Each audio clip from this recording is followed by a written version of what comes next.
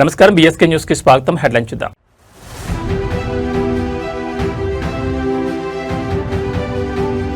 AP ప్రగతికి Chandrababu master plan, 1000 కిలోమీటర్ల తీర ప్రాంతమే టార్గెట్.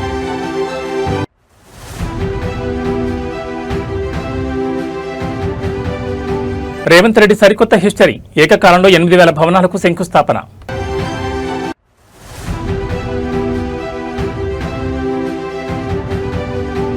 పెట్రోల్ డీజిల్ ధరలపై లీటర్కు 10 రూపాయలు తగ్గింపు, నిర్మలా సీతారామన్ వ్యాఖ్యలపై అసలు నిజం.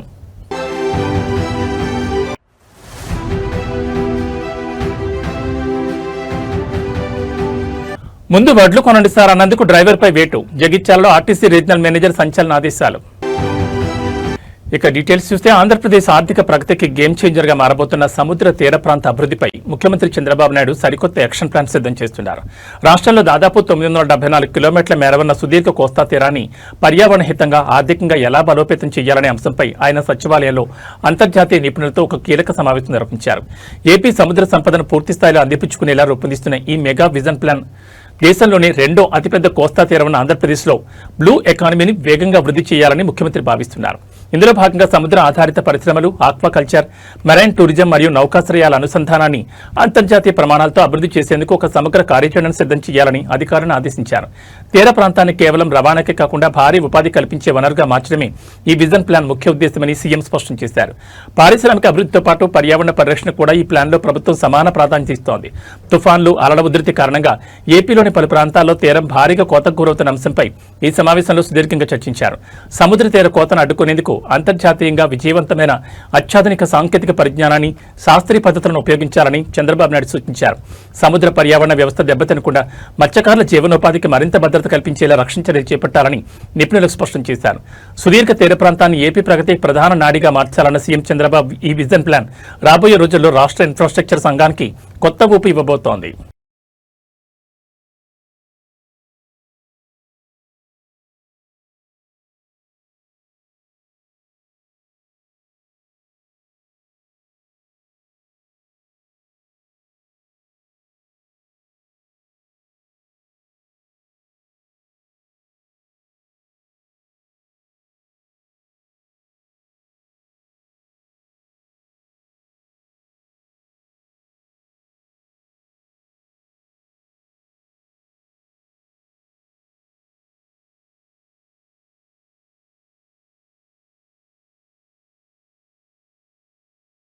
ఆంధ్రప్రదేశ్ ఉప ముఖ్యమంత్రి, జనసేన అధినేత పవన్ కళ్యాణ్ పర్యావరణ పరిరక్షణపై తన మార్క్ 15 వ్యాఖ్యలతో అధికారులకు, ప్రజాప్రతినిధులకు గట్టి హెచ్చరికలు జారీ చేశారు. ఎప్పుడు కులాలు, వర్గాల రాజకీయం మాట్లాడడం కాదు, నాయకులకు కనీస కామన్ సెన్స్ ఉండాలంటూ ఆయన నిప్పులు చెరిగారు.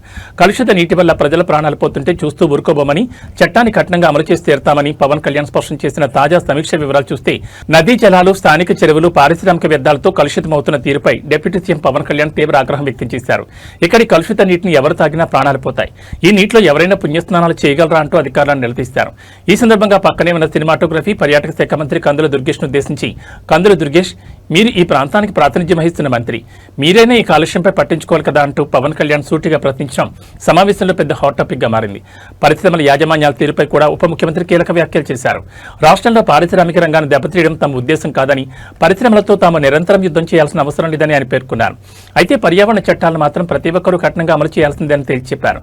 నిబంధనలు ఉల్లంఘించి వ్యర్థాలను నదుల్లోకి వదిలితే ఎంతటి వారైనా ఉపేక్షించేది లేదని హెచ్చరించారు. పర్యావరణాన్ని పాడు చేస్తూ పరిశ్రమలు నిర్వహించడాన్ని ఎవరైనా ప్రశ్నిస్తే ప్రభుత్వం తరపున తానే నేరుగా రంగంలోకి దిగుతానని పవన్ కళ్యాణ్ స్పష్టం చేశారు. పరిశ్రమల నిర్వహణపై, కాలుష్యంపై నన్ను ప్రశ్నించే వారితో నేనే స్వయంగా మాట్లాడి సరైన లాజిక్ చెప్తానని ఆయన ధీమా వ్యక్తం చేశారు. అభివృద్ధి పేరుతో ప్రజల ప్రాణాలను పణంగా పెట్టే సంస్కృతికి స్వస్తి పలకాలని, క్షేత్రస్థాయిలో కాలుష్య నియంత్రణ మండలి అధికారులు నిరంతరం నిఘా ఉంచాలని డిమాండ్ చేశారు.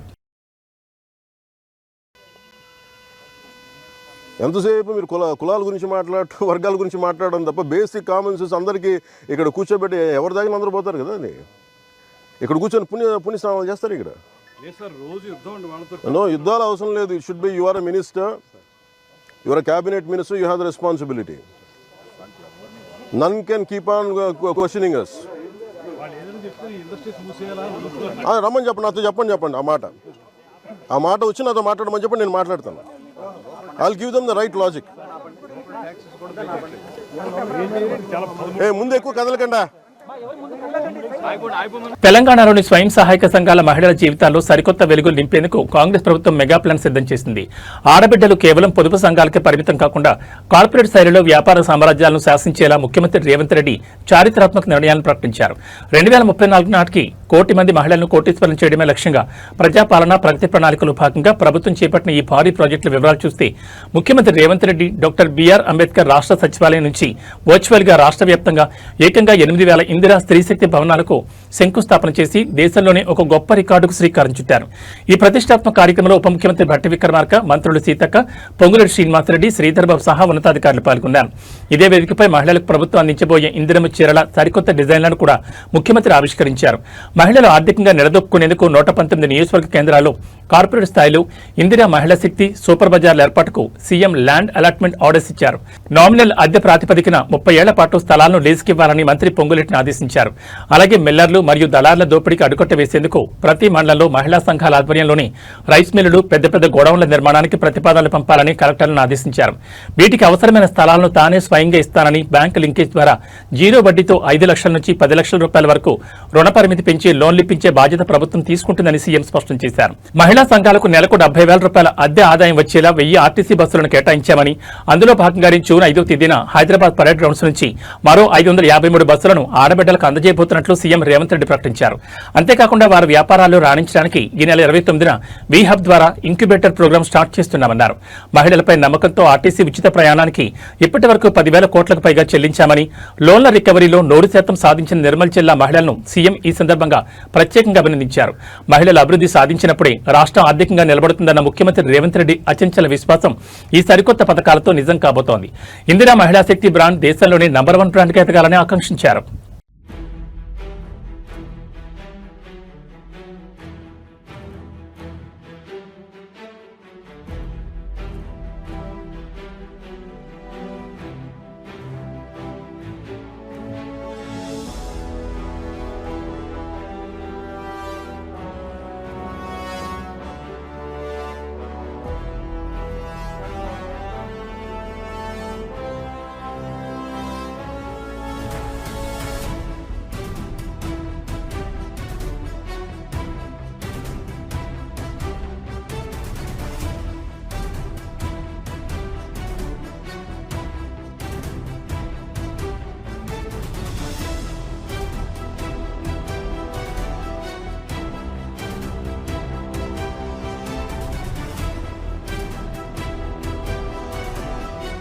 వాళ్ళు ఇంత మంచిగా బ్యాంకులలో ఒక్క పైసా పెండింగ్ లేకుండా కట్టినందుకు వాళ్ళకి మంచి పెట్రోల్ బంక్ స్థలం ఏడున్నా ఇమ్మీడియట్గా ఎతికి పర్సనల్గా ఎత్తి వాళ్ళకి పెట్రోల్ బంక్ స్థలం బాగా నడుపుకుంటారు. వచ్చే వాళ్ళకి పోయే వాళ్ళకి అందరికీ ఆదర్శ సంఘాల కింద రావాలి.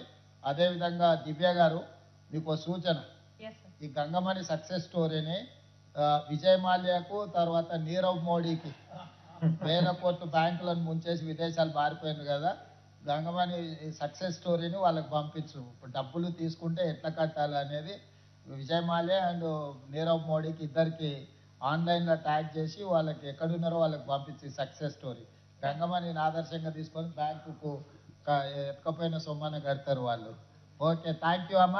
నేను ఈసారి నిర్మల్ వచ్చినప్పుడు మిమ్మల్ని అందరినీ కలుస్తాను. కలెక్టర్ గారు, నెక్స్ట్ టైం నేను నిర్మల్ వచ్చినప్పుడు వాళ్ళతో నాకు ప్రత్యేకంగా కల్పించు, సరేనా? థ్యాంక్ యూ అమ్మ.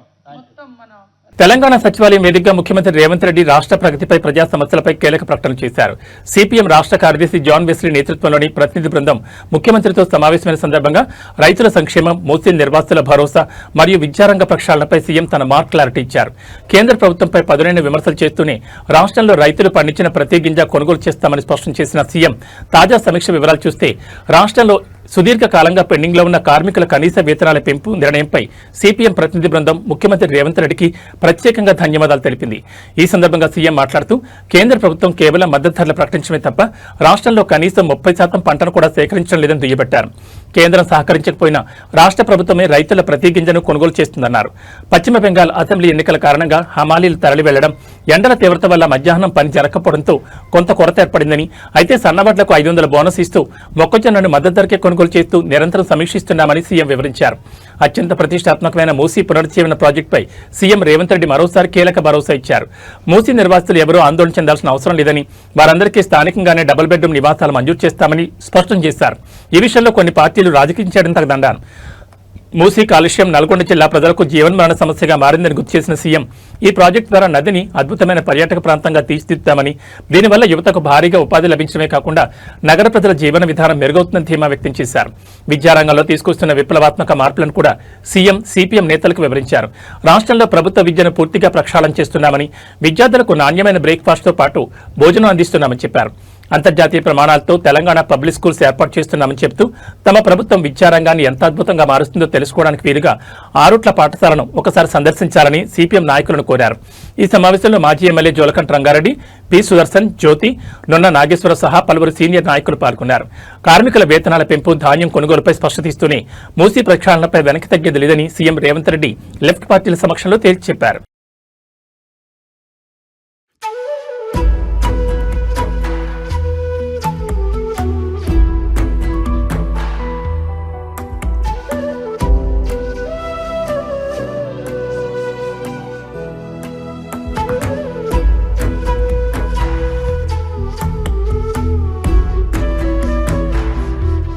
దేశవ్యాప్తంగా పెట్రోల్, డీజిల్ ధరలు మళ్లీ భగ్గుమన్న తరుణంలో సోషల్ మీడియాలో ఇంధన ధరల తగ్గుదలపై ఒక వార్త విపరీతంగా హల్చల్ చేస్తోంది.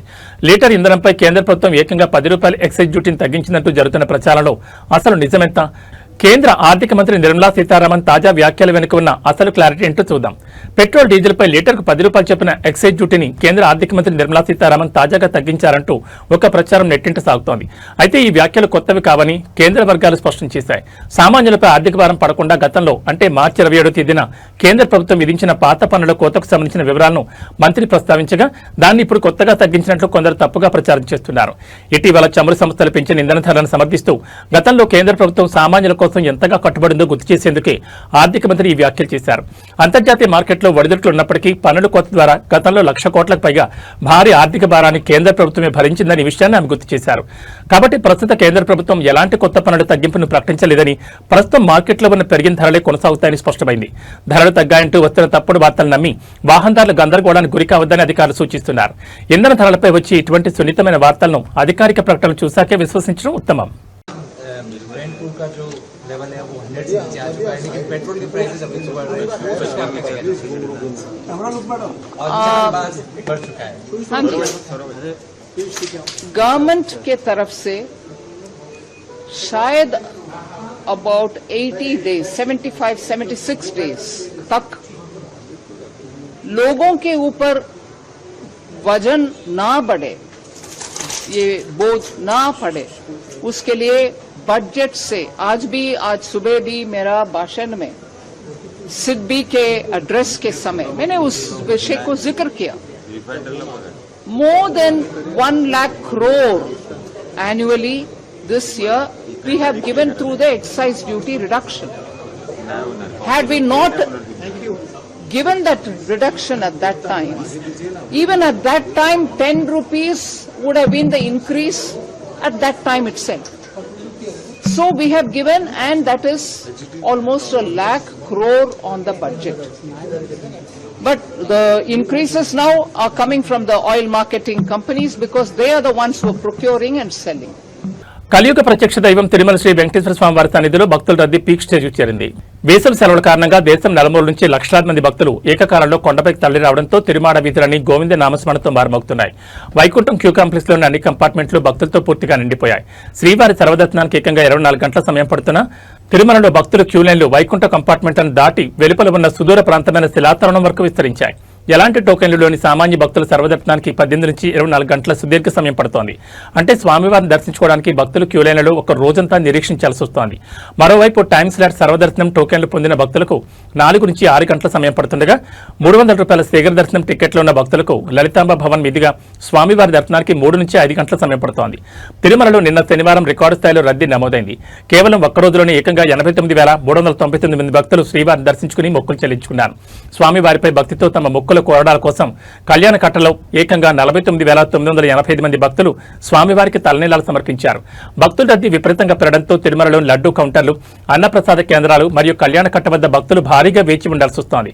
క్యూ లైన్లలో ఉన్న చిన్నపిల్లలు, వృద్ధులకు ఇబ్బంది కలగకుండా టీటీడీ విజిలెన్స్ సిబ్బంది నిరంతర పాలు, తాగునీరు అందిస్తున్నారు. భక్తుల రద్దీకి తగ్గట్టే శ్రీవారి హుండీ కానుకల ఆదాయం కూడా భారీగా పెరిగింది. నిన్న ఒక్కరోజే తిరుమల శ్రీవారి హుండీ ద్వారా స్వామివారికి భక్తులు సమర్పించిన నగదు కానుకల విలువ ఏకంగా 4.92 కోట్ల రూపాయలుగా నమోదైందని టీటీడీ అధికారులు వెల్లడించారు. ఈ వేసవి రద్దీ మరో 2 వారాల పాటు ఇలాగే కొనసాగే అవకాశం ఉందని, భక్తులు క్యూ లైన్లలో ఓపికతో వేచి ఉండి టీటీడీ సిబ్బందికి సహకరించాలని అధికారులు విజ్ఞప్తి చేస్తున్నారు. తిరుమలలో పెరుగుతున్న రద్దీ దృష్ట్యా సామాన్య భక్తులకు ప్రాధాన్యత ఇచ్చేందుకు వీలుగా టీటీడీ బోర్డు వీఐపీ బ్రేక్ దర్శనాలు రద్దు చేసిన సంగతి తెలిసిందే. శ్రీవారి దర్శనానికి వెళ్లే భక్తులు ఈ క్యూ లైన్ల సమయాలను గమనించి తమ ప్రయాణాన్ని ప్లాన్ చేసుకోవడం ఉత్తమం.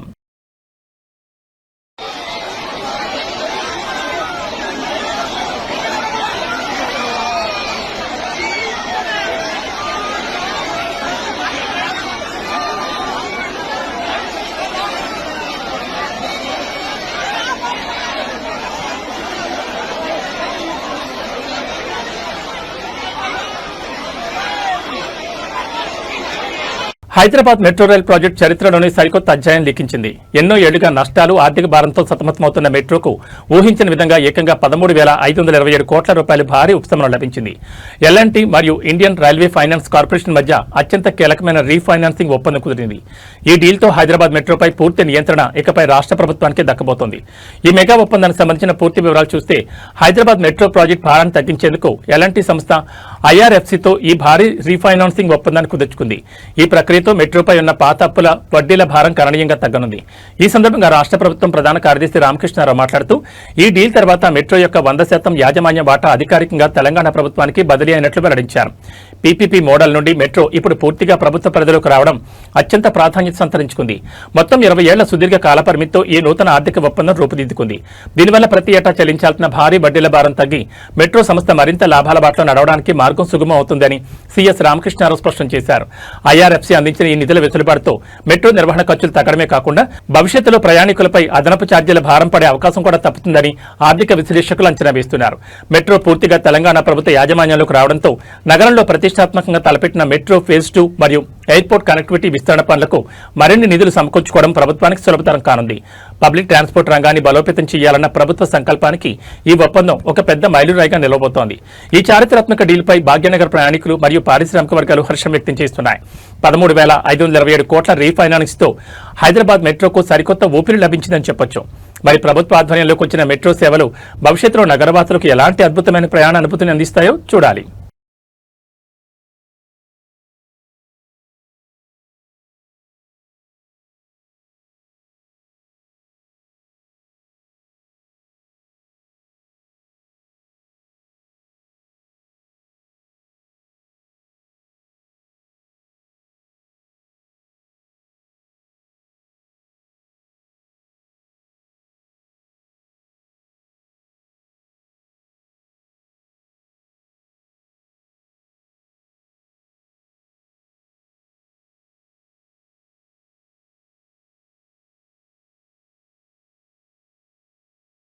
తెలంగాణలో తీవ్ర సంచలనం సృష్టిస్తున్న ఒక తాజా పరిణామం జగిత్యాల జిల్లాలో చోటు చేసుకుంది. ప్రజా సమస్యలపై ప్రశ్నించినందుకు ఒక ప్రభుత్వ సంస్థకు చెందిన ఆర్టీసీ డ్రైవర్పై యాజమాన్యం అత్యంత వేగంగా వేటు వేసింది. ముందు వడ్లు కొనాలంటూ మంత్రిని కోరినందుకు జగిత్యాల డిపోకు చెందిన బస్ డ్రైవర్ను విధుల నుంచి తొలగిస్తూ రీజనల్ మేనేజర్ సంచలన ఆదేశాలు జారీ చేశారు. రాష్ట్ర వ్యాప్తంగా రాజకీయంగా మరియు కార్మిక వర్గాల్లో తీవ్ర దుమారం రేపుతున్న ఈ బ్రేకింగ్ స్టోరీ చూస్తే, దేశంలో పెరిగిన పెట్రోల్, డీజిల్ ధరలకు వ్యతిరేకంగా జగిత్యాల కేంద్రంలో రాష్ట్ర ప్రభుత్వ మంత్రి అడ్లూరు లక్ష్మణ్తో పాటు స్థానిక జగిత్యాల కాంగ్రెస్ ఎమ్మెల్యేలు భారీ నిరసన ప్రదర్శన మరియు ధర్నా చేపట్టారు. ఈ క్రమంలో కాంగ్రెస్ శ్రేణులు నిరసన తెలుపుతుండగా అక్కడికి వచ్చిన జగిత్యాల డిపోకు చెందిన ఆర్టీసీ బస్ డ్రైవర్ అశోక్ ఇంధన ధరల కంటే ముందు క్షేత్రస్థాయిలో రైతులు పడుతున్న ఇబ్బందులను గమనించి ఐలాండ్స్ వద్ద ముందు వడ్లు కొనండి సార్ అంటూ అక్కడున్న ప్రజాప్రతినిధులను ఉద్దేశించి మాట్లాడాను. అధికారపక్ష ధర్నా వేదికగా డ్రైవర్ ఈ వ్యాఖ్యలు చేయడం తీవ్ర కలకలం రేపింది. ఈ ఘటన జరిగిన కొద్దిసేపటికే ఆర్టీసీ యాజమాన్యం అత్యంత వేగంగా స్పందించింది. డ్రైవర్ అశోక్ పై క్రమశిక్షణ రాహిత్యం పేరిట వేటు వేస్తూ ఇకపై డ్యూటీకి రావద్దని ఆదేశిస్తూ ఆర్టీసీ రీజనల్ మేనేజర్ నుంచి అధికారికంగా రిమూవల్ లెటర్ జారీ అయింది. ప్రజాప్రతినిధులను నిలదీసిన కొద్ది గంటల్లోనే ఒక కార్మికుడిని విధుల్లోంచి తొలగించడం ఇప్పుడు తీవ్ర చర్చకు దారితీసింది. ఈ సస్పెన్షన్ వేటుపై బాధితుడైన ఆర్టీసీ డ్రైవర్ అశోక్ మీడియా ముందుకొచ్చి తన ఆవేదనను వ్యక్తం చేశారు. తాను ఏ రాజకీయ పార్టీని గాని ఏ ఒక్క వ్యక్తిగత నాయకుని గాని విమర్శించలేదని ఆయన స్పష్టం చేశారు. ఐలాండ్స్ వద్ద ధాన్యం కొనుగోలు కాక రైతులు పడుతున్న గోసను చూసి కేవలం రైతుల పక్షాన మాత్రమే మాట్లాడాలని తెలిపారు. అయినప్పటికీ ఆర్ఎం నుంచి తనకు రిమూవల్ లెటర్ వచ్చిందని, విధులకు రావద్దని సూచించారని చెప్తూ ఒక ప్రభుత్వ ఉద్యోగిగా ప్రజా సమస్యను ప్రస్తావిస్తే ఉద్యోగం తీసేస్తారా అని ఆయన ప్రశ్నిస్తున్నారు. ఒకవైపు ధాన్యం కొనుగోలుపై రాష్ట్ర వ్యాప్తంగా చర్చ జరుగుతుంటే జగిత్యాలలో రైతుల గురించి మాట్లాడిన డ్రైవర్పై ఇంత వేగంగా వేటు వేయడంపై కార్మిక సంఘాలు మరియు ప్రతిపక్షాలు తీవ్రస్థాయిలో మండిపడుతున్నాయి. దీనిపై ఆర్టీసీ యాజమాన్యం లేదా ప్రభుత్వం నుంచి ఎలాంటి అధికారిక వివరణ రాబోతుందో చూడాలి.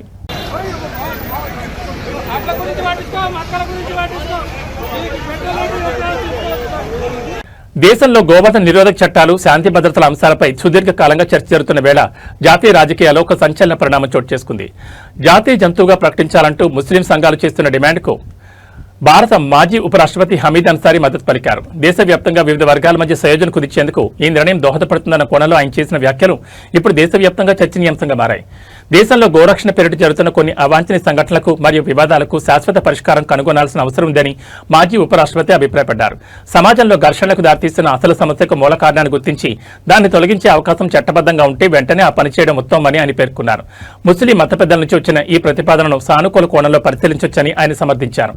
కాగా దేశంలో గోవధను పూర్తిగా నిలువరించడంతో పాటు మత సామరస్యాన్ని కాపాడేందుకు ఆవును జాతీయ జంతువుగా ప్రకటించాలని ప్రముఖ ముస్లిం సంఘం జమియత్ ఉలాం ఈ హిందూ అధ్యక్షుడు మౌలానా అర్షద్ మదానీతో పాటు పలువురు ముస్లిం మత పెద్దలు కేంద్ర ప్రభుత్వానికి డిమాండ్ చేశారు.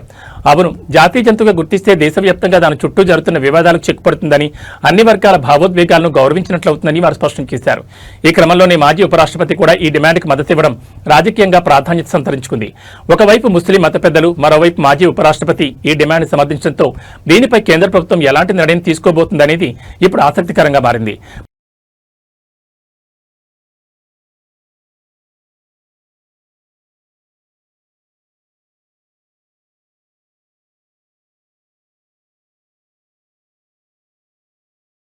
తెలంగాణ ప్రజలకు వాతావరణ శాఖ అత్యంత కీలకమైన హెచ్చరిక జారీ చేసింది. రాష్ట్రంలో అటు భానుడి బగబగలతో పాటు ఇటు ఊహించని విధంగా భారీ వర్షాలు ముంచెత్తబోతున్నాయి.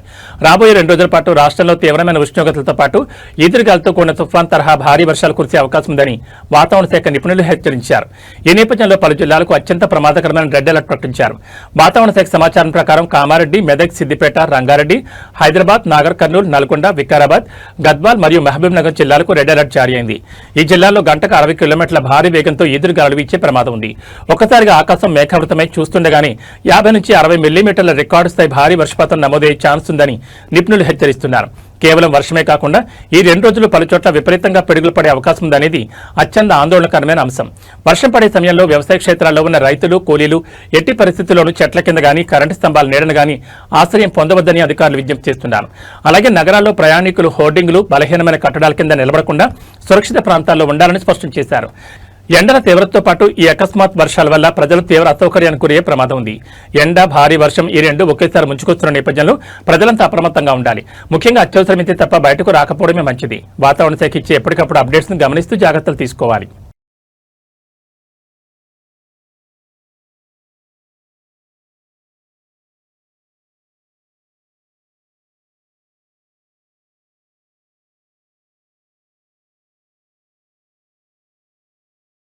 గత కొన్ని రోజులుగా రికార్డు స్థాయి ధరలతో సామాన్యులు చుక్కలు చూపిస్తున్న పసిడి ధరలు ఒక్కసారిగా దిగొచ్చాయి. అంతర్జాతీయ మార్కెట్లలో ఇన్వెస్టర్ల లాభాల స్వీకరణ, గ్లోబల్ ఈక్విటీ మార్కెట్ల ప్రభావంతో హైదరాబాద్ బులియన్ మార్కెట్లో ఇవాళ బంగారం, వెండి ధరలు భారీగా పతనమయ్యాయి. వివాహాల సీజన్ నడుస్తున్న తరుణంలో ఈ ధరల తగ్గింపు కొనుగోలుదారులకు, ముఖ్యంగా మధ్యతరగతి కుటుంబాలకు పెద్ద ఉపశమనం కలిగించిందని చెప్పాలి. ఇవాల్టి మార్కెట్ క్లోజింగ్ వివరాలు చూస్తే పెట్టుబడులకు అత్యంత అనుకూలమైన 24 క్యారెట్లకు చెందిన 10 గ్రాముల స్వచ్ఛమైన మేలిం బంగారం ధరపై ఏకంగా ₹490 మేర పతనమైంది. ఈ భారీ తగ్గుదలతో నిన్నటి రికార్డు స్థాయిల నుంచి దిగివచ్చిన పసిడి ధర ప్రస్తుతం మార్కెట్లో 1,58,890 వద్ద ముగిసింది. అంతర్జాతీయంగా డాలర్ ఇండెక్స్ పుంజుకోవడం, గోల్డ్ బాండ్ల మార్కెట్లో ఒడిదుడుకుల వల్ల 24 క్యారెట్ల బంగారం ధర ఒక్కసారిగా ₹500 మేర కిందికి దిగొచ్చిందని మార్కెట్ విశ్లేషకులు స్పష్టం చేస్తున్నారు. మరోవైపు సాధారణ వినియోగదారులు మరియు మహిళలు ఆభరణాల తయారీ కోసం ఎక్కువగా కొనుగోలు చేసే 22 క్యారెట్ల బంగారం ధర కూడా ఇవాళ మార్కెట్లో భారీగా క్షీణించింది. 10 గ్రాముల ఆభరణాల గోల్డ్ రేటుపై ఏకంగా 450 రూపాయల మేర తగ్గి ప్రస్తుతం మార్కెట్లో 1,45,650 వద్ద పలుకుతోంది. గత వారం రోజులతో పోలిస్తే 22 క్యారెట్ల బంగారంపై ఈ స్థాయి తగ్గుదల నమోదు కావడం ఇదే తొలిసారి. పెళ్లిళ్ల నిమిత్తం భారీగా ఆర్డర్లు ఇచ్చుకునే వారికి, కొత్తగా నగలు కొనాలనుకునే వారికి ఈ రోజు మార్కెట్ ఎంతో లాభదాయకంగా మారిందని జ్యువెలరీ వర్గాలు చెప్తున్నాయి. బంగారంతో పాటు వెండి కూడా ఇవాళ అదే బాటలో నడిచింది. బులియన్ మార్కెట్ తాజా అప్డేట్ ప్రకారం ప్రస్తుతం మార్కెట్లో కేజీ సిల్వర్ రేటు 2,94,900 వద్ద స్థిరంగా కొనసాగుతోంది. అయితే ఇక్కడ వినియోగదారులు గమనించాల్సిన ముఖ్య విషయం ఒకటి ఉంది.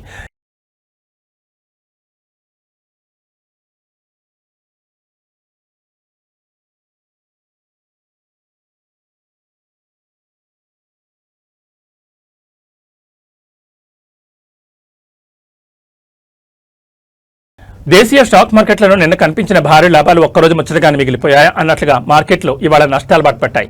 అంతర్జాతీయంగా చోటు చేసుకున్న అనూహ్య భౌగోళిక రాజకీయ పరిణామాలు నేడు దలాల్ స్ట్రీట్ పై తీవ్ర ప్రభావం చూపించాయి. ఉదయం ట్రేడింగ్ ప్రారంభమై సూచీలు నష్టాలతో ట్రేడ్ అవుతున్న తాజా మార్కెట్ వివరాలు చూస్తే ఇవాళ ట్రేడింగ్ ప్రారంభంలోనే బాంబే స్టాక్ ఎక్స్చేంజ్ సూచీ సెన్సెక్స్ 211 పాయింట్లు కోల్పోయి 76,277 వద్ద కొనసాగుతుండగా అటు జాతీయ సూచీ నిఫ్టీ కూడా 57 పాయింట్ల నష్టంతో 23,974 వద్ద ట్రేడ్ అవుతోంది. నిన్న ఇరాన్, యుఎస్ మధ్య పీస్ డీల్ కుదురుతుందనే ఆశలతో మార్కెట్లు సరికొత్త రికార్డుల వైపు దూసుకెళ్లినప్పటికీ నేడు దక్షిణ ఇరాన్ పరిధిలో అమెరికా జరిపిన అకస్మాత్ దాడులతో గ్లోబల్ మార్కెట్లలో మళ్లీ తీవ్ర అస్థిరత ఏర్పడింది. ఈ నష్టాల్లోనూ మార్కెట్లకు ఊరటనిచ్చే ప్రధాన అంశం ఏంటంటే విదేశీ సంస్థాగత ఇన్వెస్టర్లు భారత మార్కెట్లలో కొనుగోళ్లను పెంచడం. ఇది సూచీలు మరింత పడిపోకుండా కొంతవరకు అడ్డుకోగలుగుతోంది. మరోవైపు అంతర్జాతీయ మార్కెట్లో డాలర్ బలోపేతం కావడంతో భారత రూపాయి విలువ మరింత క్షీణించింది. నిన్న ఒక్క అమెరికన్ డాలర్తో పోలిస్తే 95.23 వద్ద ఉన్న రూపాయి విలువ ఇవాళ 95.43కు పతనమై సరికొత్త ఒత్తిడిని ఎదుర్కొంటోంది. ఇరాన్ పరిణామాల నేపథ్యంలో ముడి చమురు ధరలు పెరిగే అవకాశం ఉండడంతో ఐటీ, ఫార్మా రంగాల షేర్లు ఒడిదుడుకులను ఎదుర్కొంటున్నాయి. మరి రోజంతా ఈ హెచ్చుతగ్గులు ఎలా కొనసాగుతాయో చూడాలి.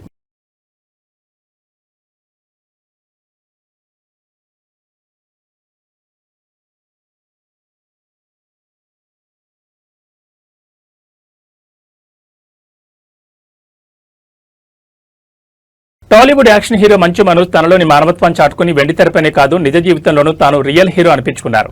రంగారెడ్డి జిల్లా నాదర్గుల్లోని మాతృదేవోభవ అనాథాశ్రమాన్ని సందర్శించిన మనోజ్ అక్కడ ఒక అనాథకు సరికొత్త జీవితాన్ని ప్రసాదించారు. సోషల్ మీడియాలో స్ఫూర్తి నింపుతున్న ఆయన సెలబ్రిటీతో పునర్జన్మ ఛాలెంజ్ వినూత్న కార్యక్రమ వివరాలు చూస్తే మలక్పేట్ ప్రధాన రహదారిపై కొన్ని రోజులుగా మతిస్థిమితం లేకుండా ఆకలితో అలమటిస్తూ తిరుగుతున్న ఒక గుర్తు తెలియని వ్యక్తిని మాతృదేవోభవ ఆశ్రమ నిర్వాహకులు చేరదీశారు. ఈ విషయం తెలుసుకున్న నటుడు మంచు మనోజ్ స్వయంగా ఆశ్రమానికి తరలివచ్చారు. ఆ వ్యక్తిని చూసి చలించిపోయిన మనోజ్ ఏమాత్రం సంకోచించకుండా తానే స్వయంగా చేతులారా అతనికి జుట్టు గడ్డం కత్తిరించి స్నానం చేయించి నూతన వస్త్రాలు అందించారు. పిచ్చివాళ్ల తిరుగుతున్న ఆ వ్యక్తిని ఒక్కసారిగా అందమైన సాధారణ మనిషిగా మార్చి ఒక సరికొత్త పునర్జన్మనిచ్చారు. కేవలం నూతన వస్త్రాలు ఇవ్వడమే కాకుండా ఆశ్రమంలోని మిగతా అనాథలతో, వృద్ధులతో మనోజ్ ఎంతో ఆప్యాయంగా సమయం గడిపారు. ఎలాంటి స్వార్థం లేకుండా సమాజంలో దిక్కులేని వారికి నీడను కల్పిస్తున్న ఆశ్రమ నిర్వాహకుడు గిరి సేవలను మనోజ్ ఈ సందర్భంగా మనస్ఫూర్తిగా అభినందించారు. ఈ ఆశ్రమానికి భవిష్యత్తులో ఎలాంటి అవసరం వచ్చినా తాను ఎల్లప్పుడూ ఒక కుటుంబ సభ్యుల అండగా ఉంటానని, తన వంతు ఆర్థిక నైతిక సహాయాన్ని అందిస్తానని గిరికి మనోజ్ మాట ఇచ్చారు. మనోజ్ చేసిన ఈ అద్భుతమైన పనికి సంబంధించిన విజువల్స్ ఇప్పుడు నెట్టింట వైరల్ గా మారాయి. సెలబ్రిటీ హోదాను పక్కన పెట్టి ఒక అనాథకు మనోజ్ చేసిన ఈ సేవ సమాజంలో మరికొందరికి స్ఫూర్తిదాయకంగా నిలుస్తుందనడంలో సందేహం లేదు. మంచు మనోజ్ బిగ్ హార్ట్ కు సాల్యూట్ చేస్తూ నెట్జన్లు ప్రశంసల వర్షం కురిపిస్తున్నారు. बदवान है और अच्छा आदमी है आपके साथ, आपका लाइफ बहुत अच्छा होता है आज से.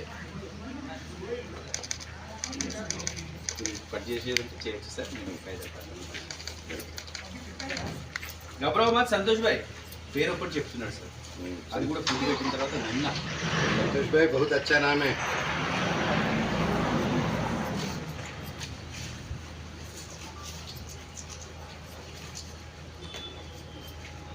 ఏబీ బులెటిన్ విశేషాలు. నమస్కారం.